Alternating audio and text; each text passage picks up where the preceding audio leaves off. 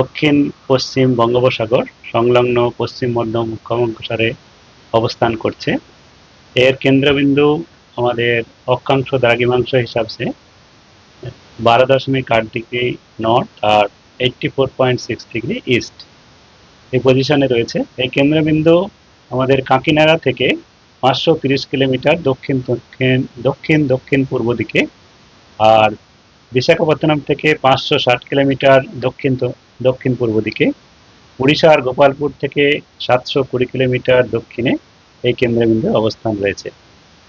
আর এটি মান্থা সাইক্লোন বা মান্থা ঘূর্ণিঝড় আগামী আগামী 12 ঘন্টা বা আগামী 24 ঘন্টা পর্যন্ত এর মুভমেন্ট যেটা থাকবে, অগ্রসর হবে উত্তর উত্তর পশ্চিম দিকে।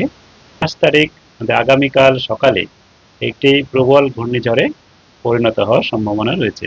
এর উত্তর উত্তর পশ্চিম দিকেই অগ্রসর হবে এবং 28 তারিখ